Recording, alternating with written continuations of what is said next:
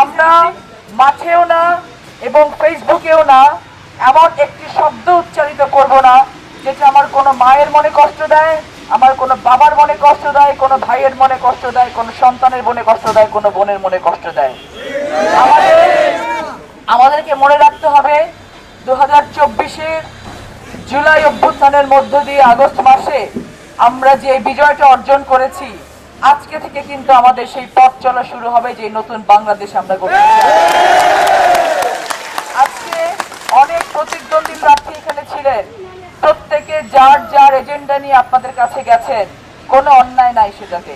যে যেভাবে পেরেছেন মানুষকে কনভিন্স করার চেষ্টা করেছেন, জনগণের কাছে গিয়ে জনগণের আস্থা অর্জন করার চেষ্টা করেছেন, তাতে কোনো অন্যায় নেই। আজকে লালপুর বাগাতিপাড়ার মানুষ আস্থা রেখেছে একটি নতুন পরিবর্তিত বাংলাদেশের পক্ষে, এবং লালপুর বাগাতিপাড়ার মানুষ আস্থা রেখেছে সেই সব এজেন্ডার পক্ষে যেটা আমাদের দেশনায়ক তারেক রহমান এবং আপনাদের বিটি ফারজানা শারমিন পুতুল দিয়েছেন, সেইটার উপরে আস্থা রেখেছেন।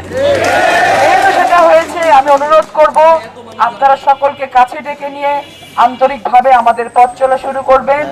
মাঠে ময়দানে আপনারা প্রত্যেকে একেবারে সতর্ক থাকবেন, কেউ যেন আপনাদের নাম নিয়ে কোনো ধরনের সাবোটাজ করতে না পারে, কোন তৃতীয় পক্ষ যেন নিজেরা মারামারি করে আপনাদের নাম দিতে না পারে। আপনারা সতর্ক থাকবেন। আমি ইতিমধ্যে শুনেছি গতকালকে গোপালপুরে একটি মায়ের বাড়িতে নাকি হামলা করা হয়েছে। আমি ইতিমধ্যে থানার ওসি মহোদয়কে এটা এই বিটিকে আগলে রাখবেন। আমি আপনাদেরকে যে কথা আমার নির্বাচনের দিন পর্যন্ত দিয়েছি, সেই একই কথা আমি আমার সারা জীবন দিয়ে যাব এবং কাজ করবো ইনশাআল্লাহ। আসুন সকল বিভেদ ভুলে আমি মনে রাখবো না গতকালকে আমার সাথে কি করেছেন, আমি মনে রাখবো না আমার সম্পর্কে কত ধরনের বাজে মন্তব্য করা হয়েছে, সব আমি ভুলে গেছি।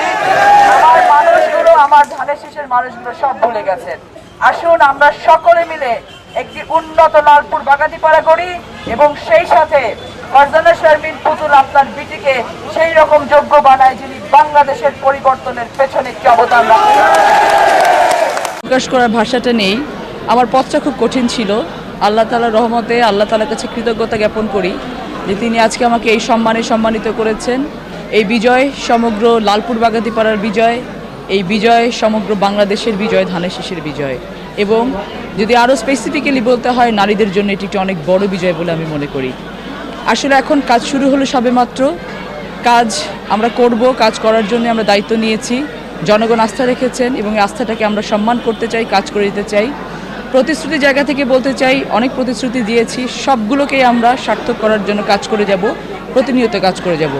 আজকে নেতাকর্মীদের প্রতি আমি সকাল থেকে যেটা আহ্বান রাখছি যে এই বিজয়টা যেন কোনোভাবে ম্লান না হয়ে যায়। আমার লালপুর বাগাতিপাড়ার কোনো ঘরে যেন একটি মানুষকেও কোনো বাজে কথা বলা না হয়, এবং ফেসবুকেও আমি খুব বেশি মনিটরিংয়ে রাখছি, কোনো ধরনের কটূক্তি যেন করা না হয়, এবং ঘরে ঘরে যেন সকলে ভালো থাকতে পারেন সেই ব্যবস্থাটা আমি করার কথা বলে দিয়েছি নেতৃবৃন্দকে। অলরেডি আমি প্রশাসনের সাথে কথা বলেছি, কোথাও যেন কোনো ধরনের অপ্রীতিকর ঘটনা না ঘটে।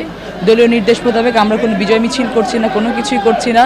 আমাদের বিজয়টা হবে আমরা যখন কাজের মাধ্যমে দেশকে কোনো কিছু দিতে পারবো। একটি ল্যান্ডস্লাইড ভিক্টরি নিয়ে বাংলাদেশ জাতীয়তাবাদী দল সরকার গঠন করতে যাচ্ছে। আমাদের আসলে এই আনন্দের ভাষা নেই যেটা প্রকাশ করতে পারি। সকলকে অনেক ভালো থাকবেন, শুভেচ্ছা জানাচ্ছি আমি, এবং বাংলাদেশ জাতীয়তাবাদী দলের পক্ষ থেকে ভবিষ্যৎ নতুন বাংলাদেশকে আমি স্বাগত জানাই। আমরা একসাথে কাজ করে একটি বাংলাদেশ গড়ব যেটা হবে আমাদের জন্য বাংলাদেশ, আর আমরা বলবো সবার আগে বাংলাদেশ ইনশাআল্লাহ। ডেন্টিস্টের পরামর্শ নাও নতুন কোলগেট অ্যাক্টিভ সল্ট।